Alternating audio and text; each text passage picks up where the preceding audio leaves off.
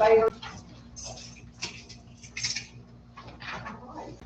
If you all please join us in a moment of silence.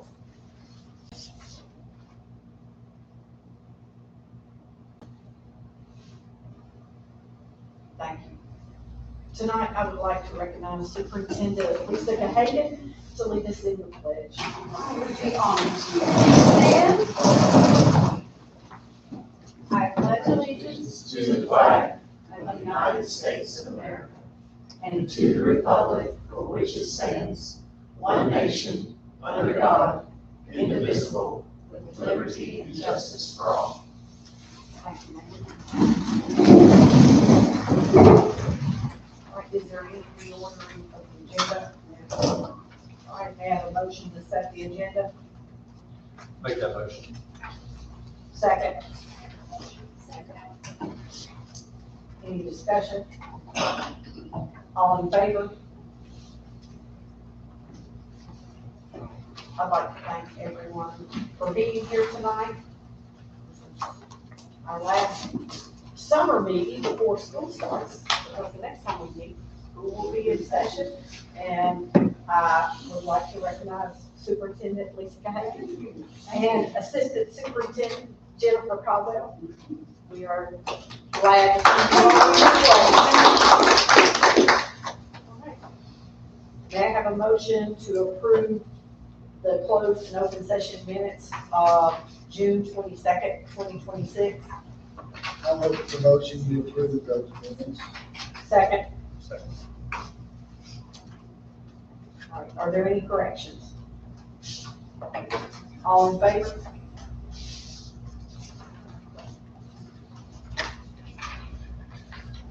Ms. Gahagan, if you'll please give us a superintendent's report. Absolutely. I'm excited about getting to do my very first one. So we've got some great things on our superintendent, or my superintendent report. I keep referring to Dr. Hoffman.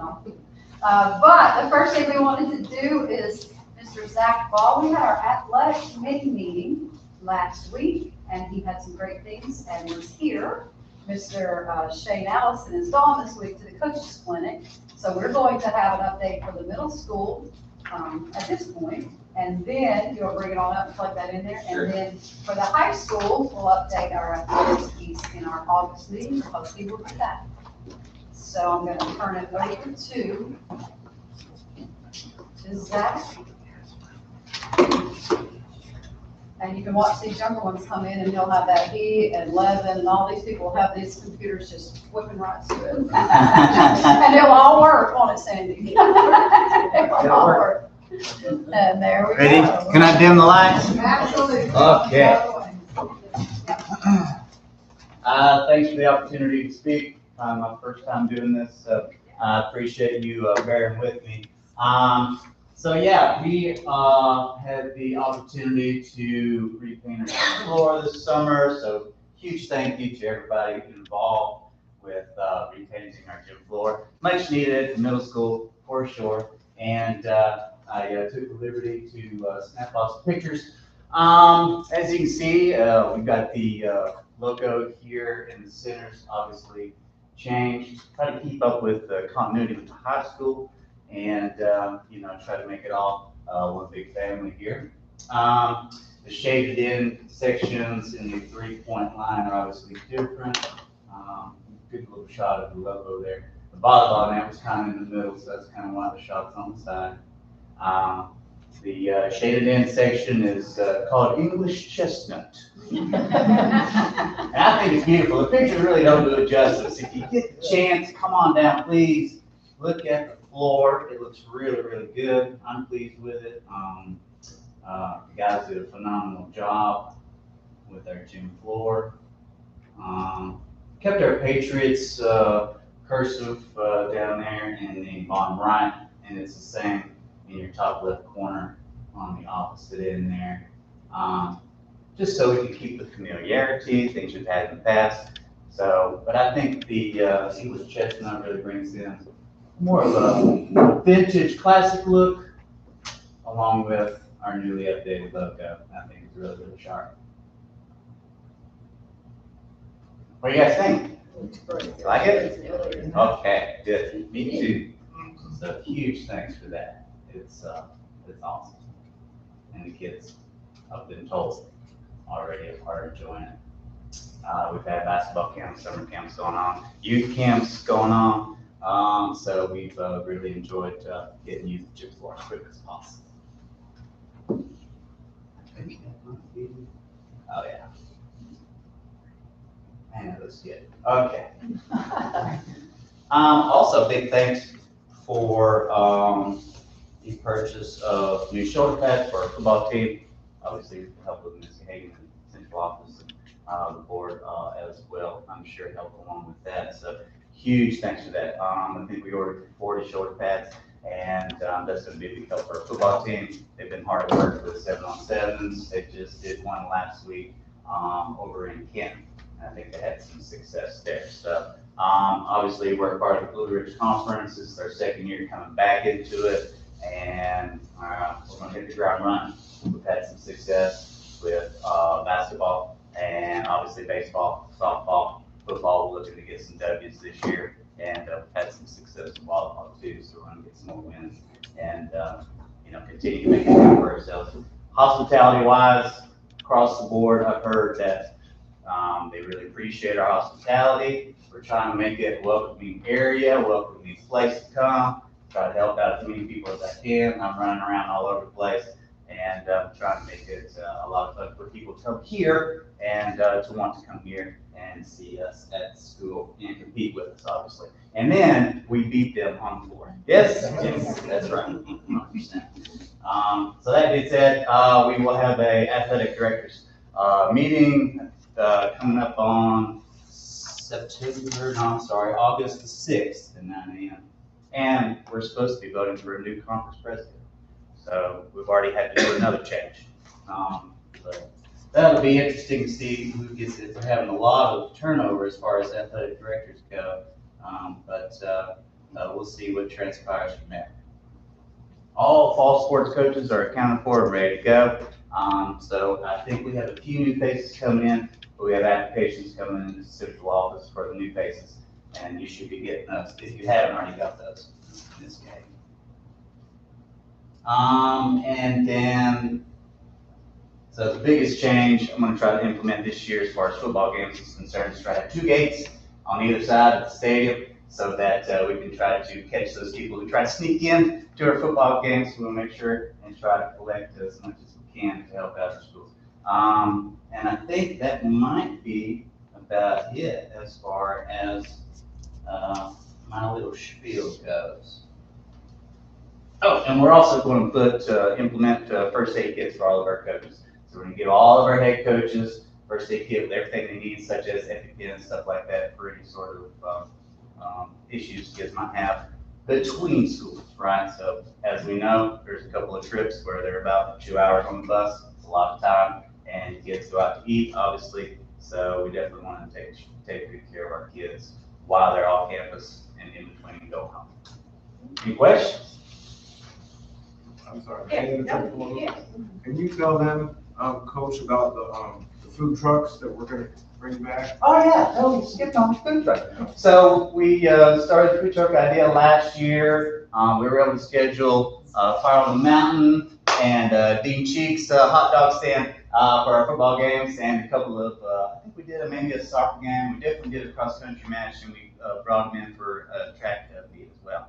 I think it was a big success. I think people really appreciate the variety and professionalism that these guys brought. Grade A food, and I think we're going to try to do that again this year.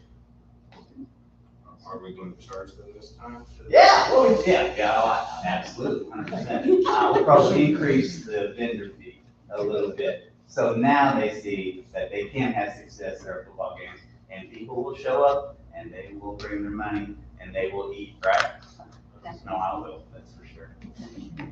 Any other questions? Do they do the food trucks, do they do, I know some of them that I've worked with before do like, they give back so much of a percentage to the school or anything, they even do any kind of stuff like that? Not at the moment. What we're doing is like a vendor fee, and so it's basically each time they show up, they give us that fee. Okay. It's not just a one-time deal. Either way, we're still. Either way, yeah, we're getting something from them. We do have paperwork on both the food trucks that I use And so they're fully insured, and obviously, have a great grade level. So, that was, one of the main things we definitely need to watch out for and pay attention to. If we incorporate any new food trucks, we'll definitely put in another application for those guys to make sure that they are squared away and good to go. But it's good food. Fire on the Mountain is Andy Bridges, and of course, Beachy, with his hot dog stand. It's really good stuff too. So, yeah. And these food trucks are really good. Yeah. Oh, yeah, it's really good. I thought about reaching out to a couple of Hispanic food trucks, maybe. Anybody like tacos? I sure do. But thank you for bringing that idea last year. Yeah. Oh, yeah. When you first brought it, it was just a thought, Right. and then you said, well, let's try it. Yeah. So we did try that, and it was successful, so I'm I glad think to so. see that coming back. And they're really excited. I've been messaging Dean and Andy already. They're asking for dates. They're ready to come back, whatever we can give them. So, yeah. Well, I've heard good things from people coming about having the food trucks there. Yeah. So, Good. I think it's a great idea. That's awesome. Thank you. Yeah, I've seen it in different areas, and, seemed like a good opportunity for it. So, we'll try to do it again this year. That good? Any other questions? Thank you for taking time. Thank you. Thank you. Appreciate it. And you did a Thank good y'all. job. Thanks for that. Thank you. very much. I asked Zach the other day, he said, he's not a 12-month employee or 11-month employee, he just came and helped me out, so thank you very much. My pleasure. All right, thank you, thank you. All right, let's go, Ms. Caldwell, thank you. Hi. So I'm just gonna review our administrative retreat last Thursday. It was great, because I spent a lot of time on the safe schools component. And a couple of things we went over was the district safe schools folder, and so that is where we house all things safe schools. Every principal has access to that along with district leadership. And so we went in there and we looked around all forms, making sure everybody was up to date and changing the personnel over as needed. We left there, the principal's gonna be updating their individual safe schools plans in their buildings, including their process management team. Those things may change as well. They're gonna update their staff in Raptor and keyless entry with all the turnover and different people moving, so we wanna make sure you're in the right location for security reasons. Also, their Say Something teams and the behavioral threat assessment teams, those will need to be updated with leadership changes. We reviewed our 26-27 safety drill schedule. That is where we do evacuation drills once a month. We do lockdown drills quarterly, and we do a shelter-in-place drill in the springtime. And then some good news is with the approved North Carolina budget, it looks like $82 million was awarded to the Center for Safer Schools. With that, $30 million of that is supposed to go back into the safety grant funding, which means when that comes open, I'm gonna jump in and start applying. So I'm hopeful that happens, and that is just the news from the budget. That's not it. Thank you. Thank you, thank you. All right, this last week too, though, we did meet, Mr. Bratz and myself and Ms. Caldwell and Ms. Deanne Pontomet last, when was it, what day was it, Wednesday? Maybe last Wednesday. And we did get our maintenance or transportation maintenance report to us, and if you don't mind, will you share that with us, Ms. Deanne? Just a little briefing on it. We should have that. We currently have 40 buses that are route buses. Last year, we ran 35 because we were 5 drivers short. We can find routes. Now we are technically 7. We're 2 drivers short from that 35 now. So if you look at it, it's 4 buses at the high school. It's the Spillhorn run, the Ivy Hill run, Rector's Quarter run, and then run along 2570 in that area. 2 at Brush Creek, which would be the Sandy Bus run, and the 2570 area. And the one at Mars Hill, which is the town run. We've got all those combined up. 2 of them I'm still working on. One of them I'm gonna probably use Brush Creek Elementary bus to help utilize the Ivy Hill run.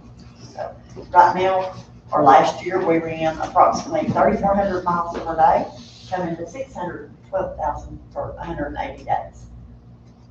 We use around 2,100 gallons of diesel fuel every week.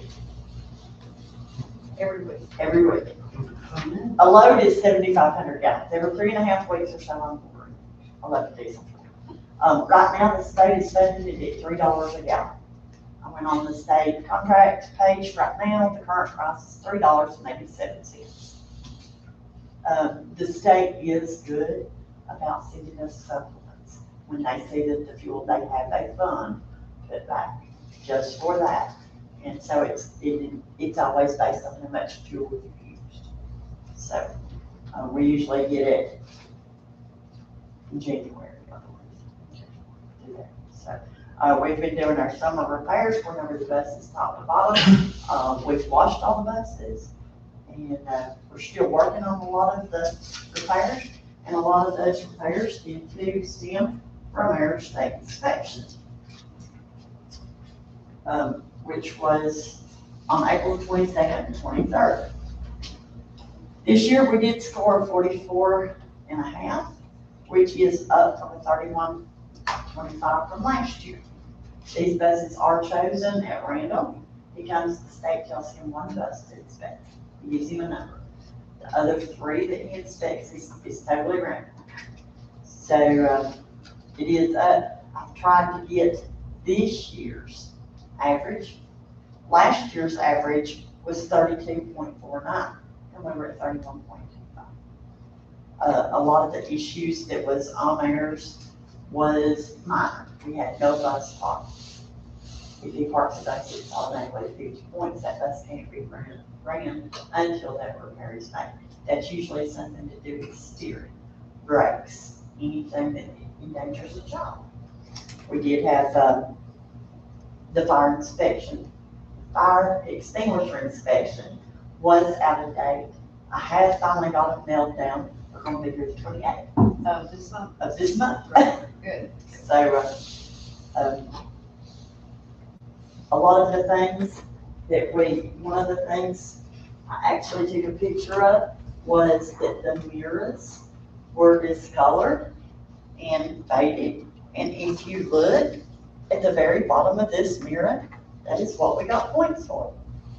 In the middle of the mirror, there is nothing wrong, but it did have that spot. Some of them, it was that the floors were sturdy. I personally saw all the buses and they had been swept, but we have dirty roads. We have driveways that are not paved. In the mornings, the children are walking on it. So our floors are not perfectly black. They've got a beige tint to them from the dust. And until you hose them out, scrub them or mop them, they're going to be that way. So we're currently, well, another thing is the mud flaps. Some of them are missing or loose. They are so close to the rear tire and they hang down that when we back up a hill, a road, we run over the mud flap and rip it off.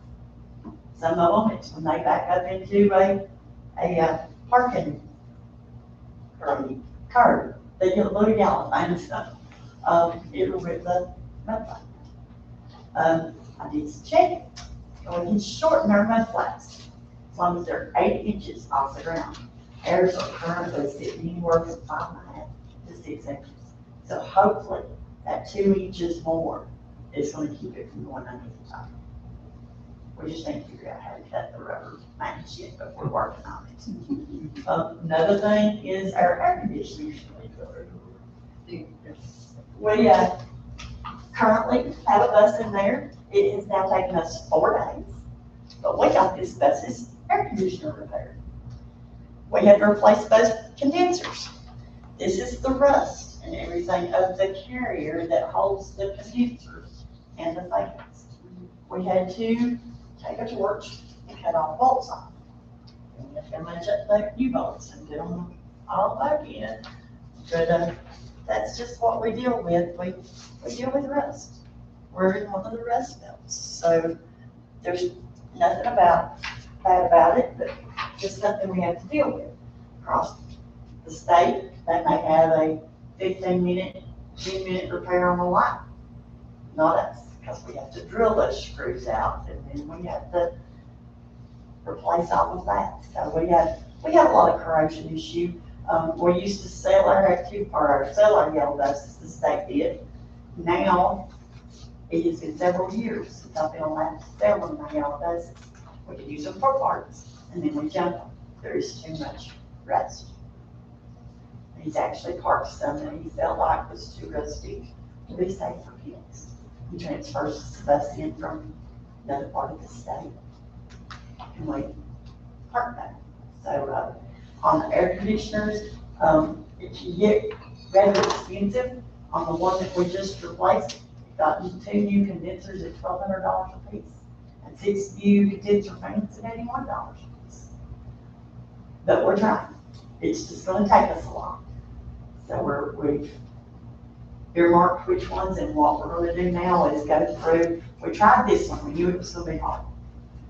Now we're gonna go see if we can find some of the, maybe the simpler ones where it's just the condenser fans, or we're gonna look into that, but we're gonna try. I mean, the heat has got, or so, last few years. I started driving a bus 43 years ago.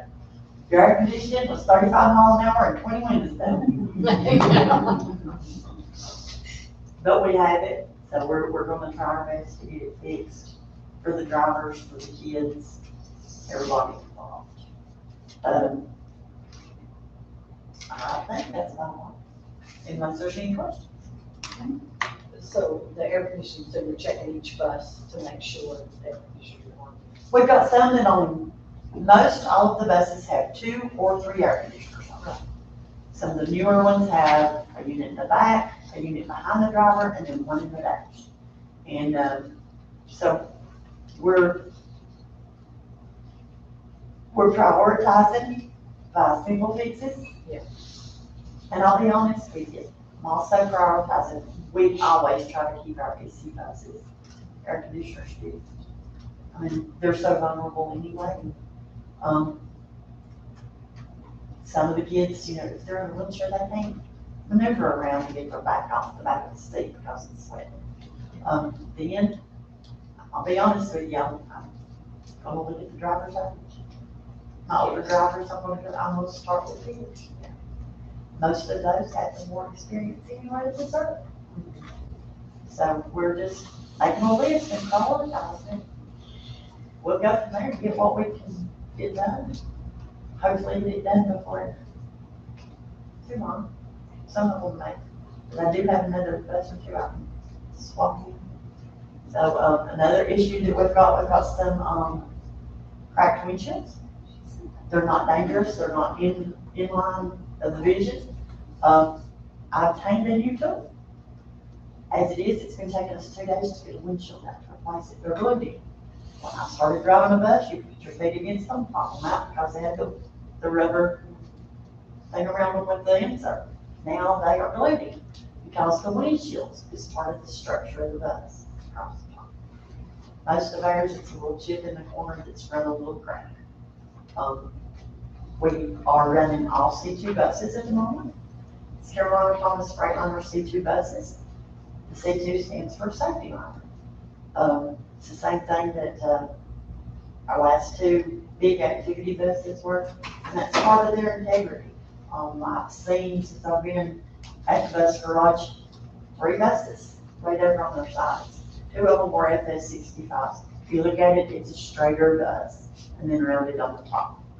If they lay on their side, they rack. The top will lean over. We've got 1 C2 bus that's still running today that has been over on its side. And other than a few dents on the body panel at the bottom, and they're angled. So it's a gentle lay. It don't slam down. It rocks down or rolls down. So we're looking forward to it. When eventually we may possibly get our electric activity buses, they will also be the safety liners. To touch on that, I've had one guy come out for a quote. He's supposed to be giving us a quote on the installation of the charger. Back when this started, the charger was going to be $105,000. Right now, I'm looking at it, it's somewhere around $40,000 now. It's a dual charger, 60 kilowatt. Okay. But, it's 40,000 now. The installation's gonna be around 30 to 35,000. But there's another 10,000 that French Fry Electric is giving us, because they're gonna run our 3-phase to it at no charge to us. So that's gonna be their part, saying the one that got me started on this journey. The class, yeah, the class. Yes, I've got a class, the 5th, 6th, and 7th, I believe it is, August. of August. It's at Harris Middle School in Mitchell County. Again, we have to share a trainer, Shanksy Mitchell. And he actually pulls some in from Avery, if Avery's trainer. So it will be at Harris Middle School from 8:30 to 3. And, right now, I have 1 or 2, maybe coaches signed up. Is that a 3-day class or is it 3 one-day classes? It's 3-day class. Okay. And then there's a driving part after that for 3 days. Are you seeing any more activity of people wanting to drive buses? Or No. Still going down? No. Yeah. I honestly think that it's not convenient like it used to be. We used to pull from our retirees. Which most of our bus drivers are retirees. We used to pull from the mom that just put her last kid in school, and then she would have the same hours. They're having to find full-time jobs now with benefits. You know, most of our buses is 5 hours a day. And, so we really encourage, teachers' assistants, cafeteria workers, custodians, drive a bus. So that I don't. But, no, I still enjoy it. Because like I said, 43 years ago, I started driving a bus when I was 16 and a half years old. I was a junior in high school. That's the way I got myself doing from school. I enjoy driving for this school sometimes, because I miss it. I miss the kids. I'm over here on my field one. I like being around the kids. Thank you for doing that. You're welcome. Thank you. Miss Caldwell was right there. Oh, yeah, she drove a lot too, especially during the hurricane we had on We those. split one bus for quite a bit of the year. Anything from transportation, you want to share? Good. Ms. Caldwell, everything? All right, thank you, Deanna. All right, the next one that I'm excited about, and it's hard to get Mr. Andy Gray excited about a lot, but he's enjoyed putting this stuff together. So Levin is a former graduate of the early college, so we would love for you to come up and share. Yeah, and he, I'm sure, has got some slides that. I do have slides, but I want to say that I appreciate you guys having me out here today, and I'm really excited to show you what we have in store today. Yes, we're excited to see that.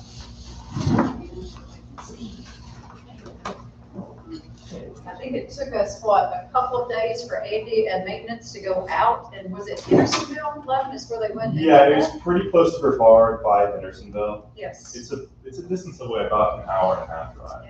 And they went there and then picked it up and brought it back and assembled it, So it so. was at Blantyre where the French Broad starts. It was at Blantyre where the French Broad starts. So firstly, I want to introduce me a little bit. I am a 2026 Madison Early College High School graduate. I'll be attending UNC Asheville to receive my bachelor's in astronomy and my minor in physics. After my bachelor's, I plan on pursuing a doctorate in astrophysics. I've been a student of the Madison County School System my entire academic career, starting at freshman in kindergarten. Beyond academics, I've been an active member of the Asheville Astronomy Club. I've taken part in researching distant objects in our night sky, such as nebulas, clusters, and galaxies. I'm also an award-winning astrophotographer. Every photo you see in the slideshow, I've actually taken. So I'm really excited to introduce the Mars Observatory. The Mars Observatory is the Madison Astronomical Research Station. I've been working with Caldwell and Lisa on this for the last 5 or 4 months, as well as Andy and all of those people helping us set it up. So why an observatory? Madison County sits in one of the darkest sky corridors on the East Coast, yet students have very limited access to astronomy equipment and observation opportunities. The observatory will create a unique STEM resource for our students in grades 6 through 12, connecting classroom learning with real-world experiences. Through hands-on exploration of physics, mathematics, and astronomy, students will experience science beyond the classroom. More than a telescope, this observatory will inspire curiosity, encourage discovery, and help create the next generation of STEM students in Madison County. What we've built. I know it's a little dim, actually. I'm going to turn on the lights real quick so we can see a little better. Turn out all of them, yeah. So the dome is assembled and standing on a dedicated 10 by 10 base pad positioned for clear, unobstructed sky access. The dome itself is a hard plastic dome on a metal frame. It's engineered to be fully disassembled and reassembled without special equipment. It was a challenge to move it. I was out there, I helped to move it. But it wasn't something that was impossible. We were able to get it done in a pretty timely manner. The 8-foot dome sits on a 10-foot by 10-foot by 5-foot enclosure, enough for group instruction, not just one-on-one. We can fit, I think, about 5 to 10 kids in there at once. Here's some more photos of it. I know it's a little dark, but We can see it pretty good there, yeah. look inside. Inside the dome sits a scientific-grade telescope that will be used for visual astronomy. The school system owns this telescope. This is one I personally donated.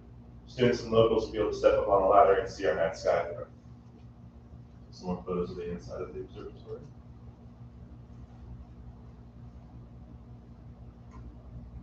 And these photos I took last week over there, so this is all set up. What this means for our students. A direct STEM pathway.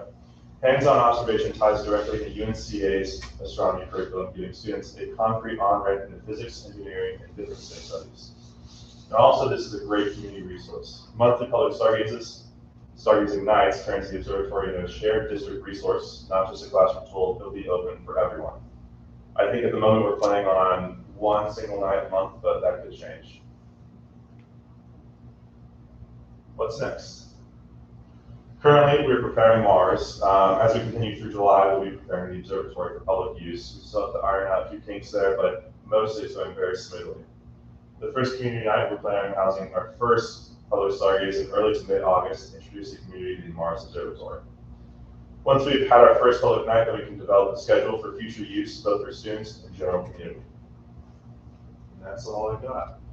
I do want to say that it won't be completely public for the community and the public at all times. We are going to do the public stargazes, and we will be holding classrooms up there from 6th to 12th grade, from the high school to the early college, the middle school.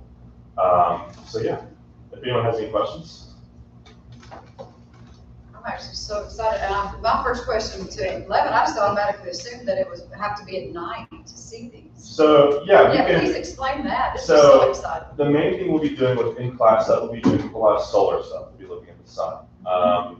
That'll be the main, and basically either that or lunar, the moon out during the day. That'll be the only thing we can do during the day. But we are going to invite kids out with their parents at nighttime for stargazes. We're gonna try to get them out to see that. Which I think was wonderful. He just said, no, we'll just pop a different lens on there and then we'll be able to do this. Yeah. So, oh, that was great. Really exciting. All right. Thanks. Good job, Levin. Paying it forward, bringing that back, because he did donate to us the telescope that's in there, but also the time and the energy too that he's doing that. So we're proud of you too. I remember, Levin, when you came into kindergarten at Creek Elementary. I'm talking about my age here. Yeah, sure do. You sure have grown up, and we're proud of you. All right, thank you again. All right, and he will continue to work through Ms. Caldwell, through Andy.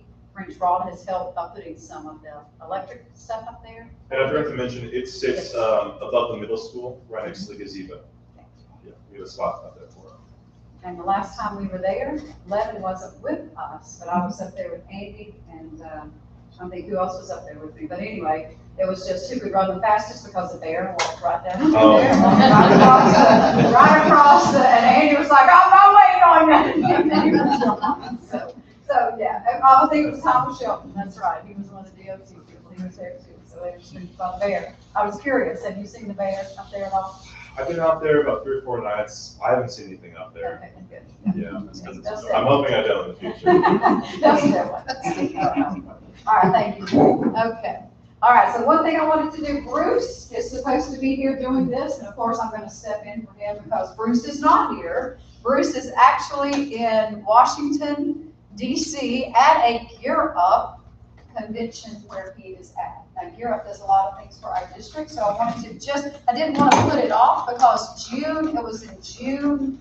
I want to get the dates right, so I'm going to pick that back up. The 22nd through the 24th, so about a month ago, we took a group of our students, but also paired with Yancey County, and there was about 40-some groupings that all went on Young. We didn't get one of Deanna's buses. We were on, they had air conditioning, they were on a nice bus. Gear Up paid for all of that, and our students got to go. And Sandy, you can just kind of flip through these as I talk, because they went to UNC Greensboro, they went to UNC Wilmington. Now, when they got to go to Wilmington, Bruce put these in here because Bruce Mind does all these different things, but y'all know that very well. But he was so excited because some of the children here had not seen the ocean before. So some of our students had not been to the ocean, so they were ecstatic to be able to go ahead, see it, and actually get in the ocean. So that was really exciting. And one of our students had not stayed away from home, like to stay the night away from home, and they stayed in the ocean. So it was really cool, and they had a great time. He wanted me to make sure that he said that. They went to Cape Fear.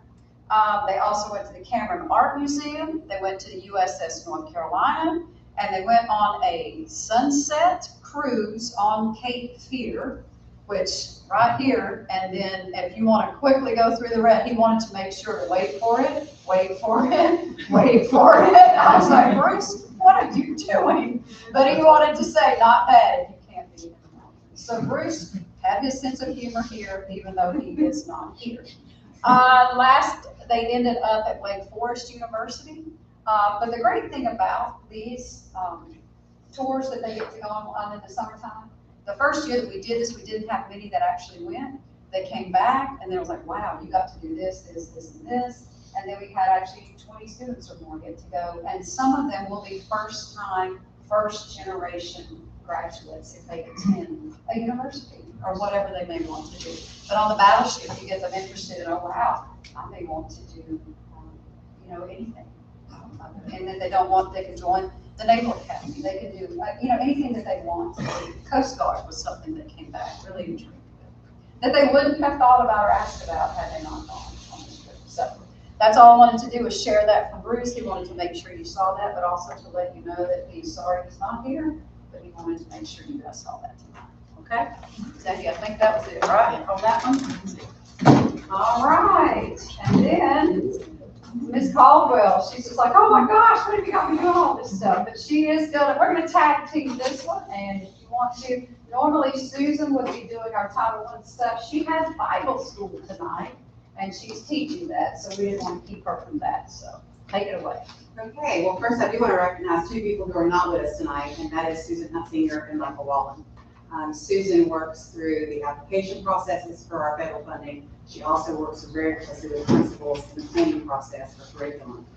Michael is our numbers guy, and so the money part really has to go into play there. So both of them are not with us tonight, but I'm going to do my best to summarize.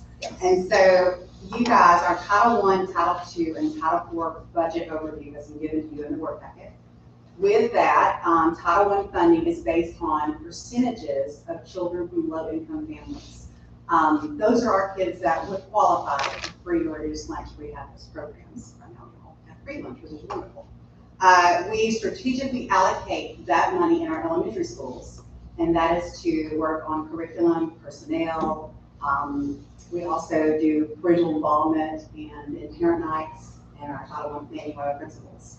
Title II funding is designed to improve student achievement through making sure we have effective teachers, effective leaders, effective principals in all the buildings. We allocate these funds to support district initiatives and personnel at the middle school, high school, and early college. So Title I is more towards our elementary, Title II is more towards our middle school, high school, and early college. Title IV funding supports our district in creating a safe and engaging environment for all students. We allocate those fundings to go to a school social worker or a counselor in our district. I am going to tag team with Lisa tonight on the numbers game, and she'll discuss that in more detail. Yeah, that's good. And you have that, or you have that in your packet if you want to wanted to look at it. But the one piece about that, what helped us this year, I wanted to just share where you had the carryover, we had a larger number in carryover. But what helped us this year was low well. We had low well funding this school year that we had not had before. And what that really helped us do was to use low well funding in some areas and not use Title I or Title II dollars, which really helped us. So with that carryover for this school year, what our goal is to, when you do the formula, and you look at the formula for Brush Creek Elementary School, you look at the formula for Hot Springs Elementary School, and you look at the formula for Marcel Elementary School, some of them go down. So what we want to make sure is that if we have carryover, then we can keep them at a baseline. So when Michael gets back, that's what we want to make sure, because I put my principal hat back on. If I was at Hot Springs Elementary School and my money went down, I wanted to look to say, what did I do wrong? You know, all my students are still there. So we're able to look at that and reallocate funding for that. We also have a strategy of looking forward, because math investigations is the curriculum piece for our elementary.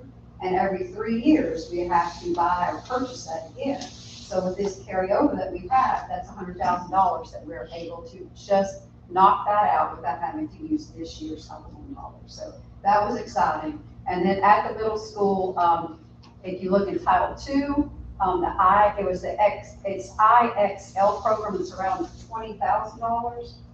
And what happened was Gear Up, that's why I wanted to plug that, Gear Up is paying for that this year at the middle school, which saves us $20,000 there that we will be able to reallocate those funds. So when Michael gets back, we're going to be able to do some more wonderful things for elementary and for middle with those Title I dollars and Title II dollars. And then my hope is that Project Serve has helped us with some carryover, so that if we could, he's not here, so I can maybe say this out loud, but if we could help at the elementary level back with just one TA here, one TA here, or one TA here, that's of course what we want to do, because we have to be good stewards of our federal funding, and if we can do that, that's what our goal is going to be. So thank you for looking at that. All right. Any questions on any of that? But we'll update you as we modify that budget. And then we'll go straight into, you should have just your early childhood education center sheet. It's the one that's got the little box. And the reason we wanted you guys to have that one is that Susan Huntsinger does this, and she works with it so well. We looked at funding for that. We had them come in, and we wanted you to be able to have something that you could hold in your hand and see everything on one sheet. And if you look at it, very similar, you have, we've got the directors across the top. We've got the students enrolled. Marshall, ECEC, and Marcel are very similar. But then if you look at Hot Springs and you look at Madison High Schools, they're very similar. So we've got, 2 and 2. Staff employees, if you look at that, they're both, you got 2 and then you got 2. So it's very, very similar. The calendar months are very similar. The hours are very similar. The curriculum, luckily this year, the state is paying for our creative curriculum. We have been paying for that through the Dogwood grant that we've had.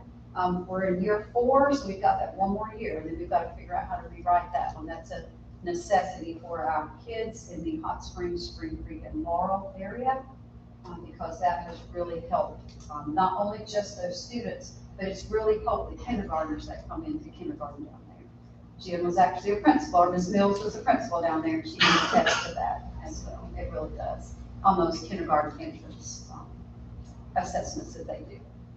So we did want you to have this so you can see this, because I'm tying it directly back to the budget, because the budget that has just been passed, it does have in there an increased reimbursement for subsidized care. So that should be around October.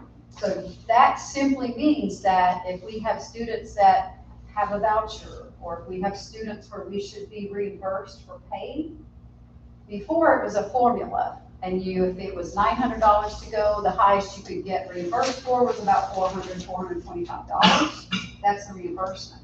Well, my hope is, and what I'm reading, and Dean maybe could speak to that, was you would get, in October, we're supposed to see this or know the rates, but you could possibly get up to the full amount of reimbursement back, which would help us so much, because that means at our centers, we're reimbursed the $900 because we try to stay under $1,000 for our families here. It's hard to pay $1,000 a month for childcare.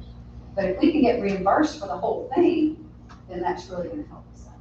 So we'll have more to come on that one, but I wanted to make sure that you guys have that, okay? All right, and last but not least, for roll good stuff, I'm doing a lot of talking, and I wanted them to do the talking, but everybody's on vacation. But you know, the last but not least piece of it was, I wanted you to look at some of our district leadership pictures we had last Thursday, and most everybody sitting back there was on this side of the room, was in our leadership retreat. It was great. We started about 8 o'clock with breakfast. And Sandy had such a wonderful spread. What did Jimmy say when he walked in? Jimmy goes, "It smells like home." Sandy had made bacon. They all had bacon as well. So it smelled like home in here. So what we did was we had, and as she tries to find the pictures, we'll go through it. We did put some of it up for you guys so that you can see that. And if you see the back, the funniest thing, what are we talking about off the bat? Yeah, that's exactly what, everybody's kind of serious and talking about the budget. But we did talk about what an effective leader looks like. We did incorporate, you're in here as a sit and get, but then we went out. We had different rooms where we went different places so that we could talk about the strategic plan that has to be redone. So we're not redone, it has to be updated. So everybody had a group and we worked in that. We had people all over the room. We had Dean Shatley came and presented from about 10:30 and took us right on into lunchtime. A lot of legal updates. We had our principals. They all got up. They did what their year's worth of growth is going to look like. And the importance of them having that student that year. Because if you think about it, we shared this the other day. If you think about it, say Tyler's in my 2nd grade class. I may teach 2nd grade for 30 years. He's in there 1 year. Is that important to him? Yes, it is. That's his one shot. So we have to treat everybody's shot like that. So that's what we did. Then our directors got up. They did a quick overview of things that was at the district level. We established dates. We established our professional development. Ms. Mills even shared about boots that they're going to look about.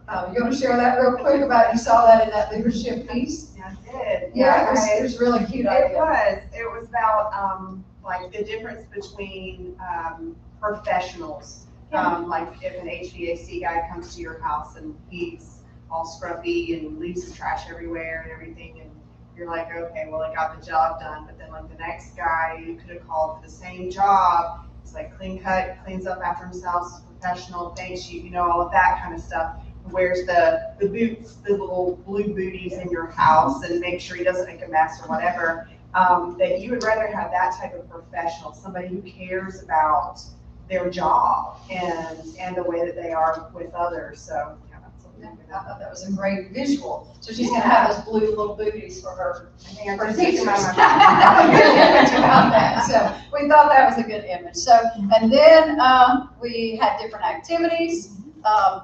Marcia even had little shot glasses that were full of chocolate. We had different activities for different people. So it was just a fun time to be together, but also a time where you got a lot out of the session. We ended the day, Sandy, we talked about a year's growth. We wanted to make sure, and now everybody left with a little succulent plant, and then everybody was like, oh my gosh, Blackman, is yours still alive? It's still alive.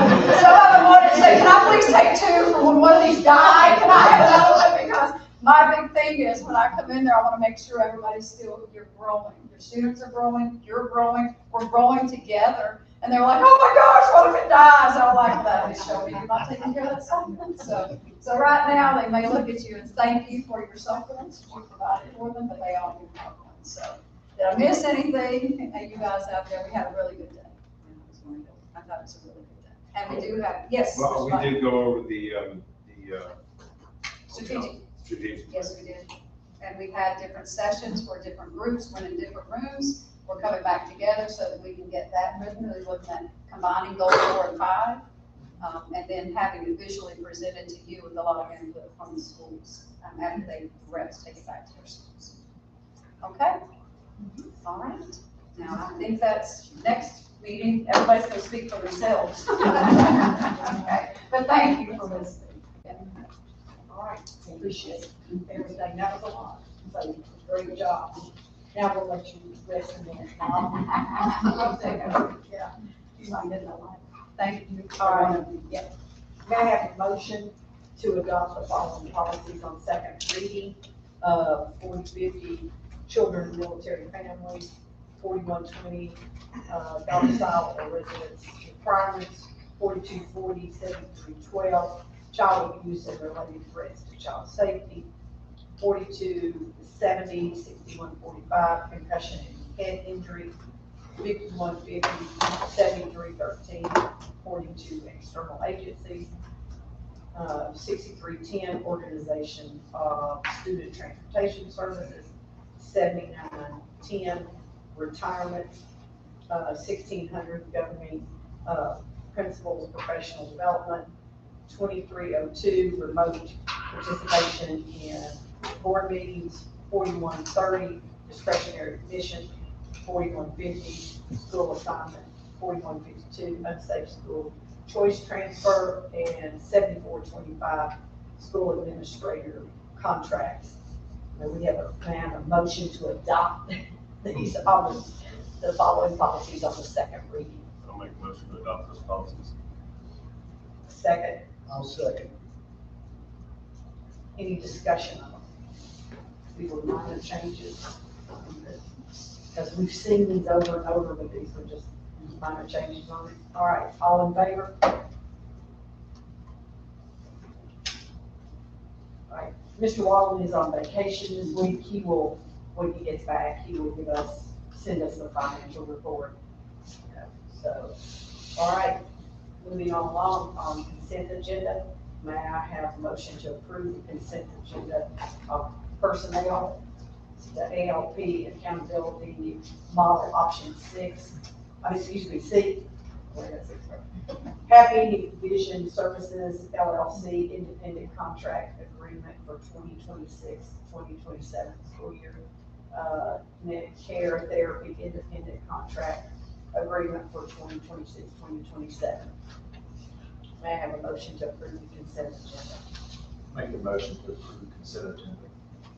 Second. Second.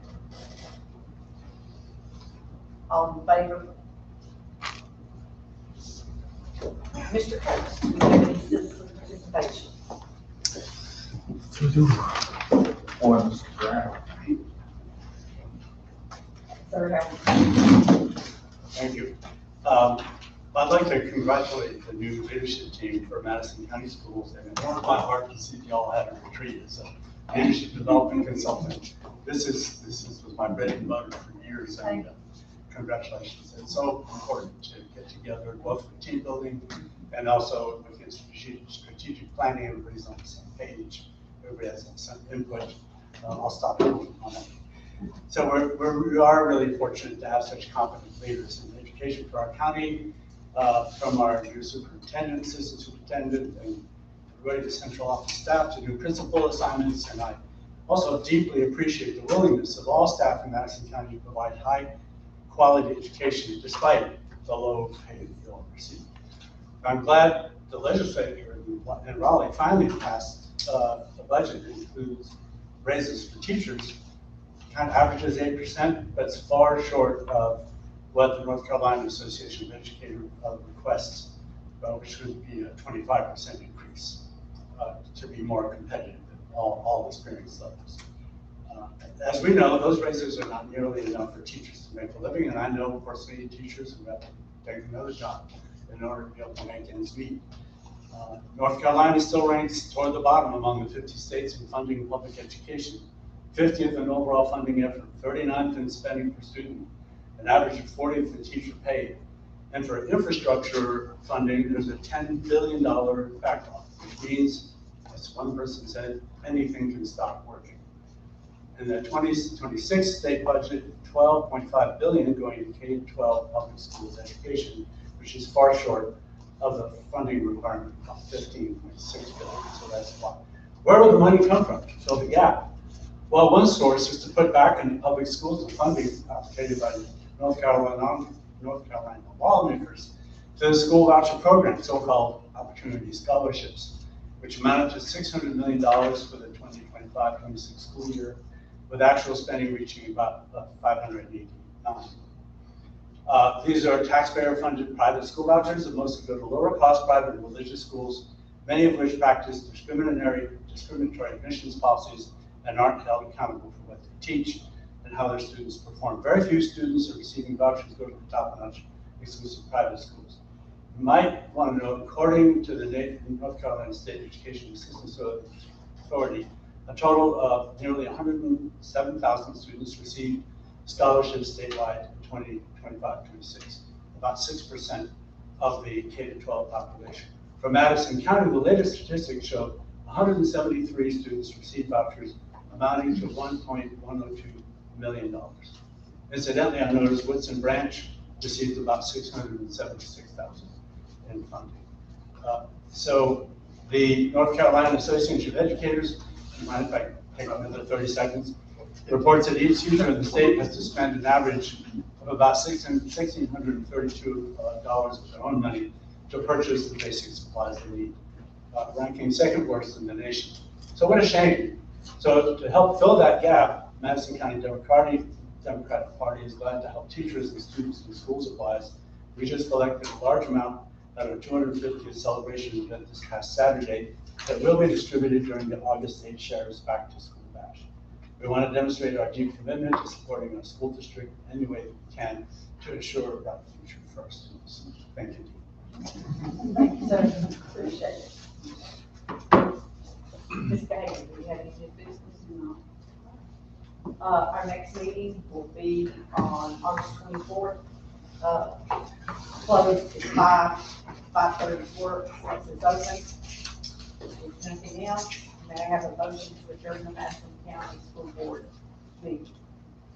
Make that motion. Second. All in favor?